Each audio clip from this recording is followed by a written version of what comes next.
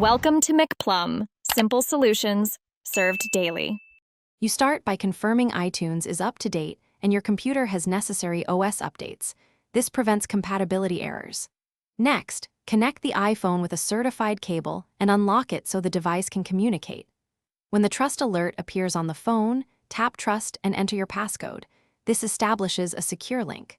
Once done, open iTunes and wait for the device icon to appear.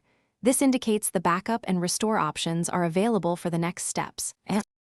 You now choose the correct backup in iTunes. Click the device icon and open Summary or General to see Restore Backup. Select the backup by date and name so you restore the exact snapshot you need. Older backups may miss recent items. If the backup is encrypted, enter the backup password. This restores saved passwords, Wi-Fi credentials, and health data.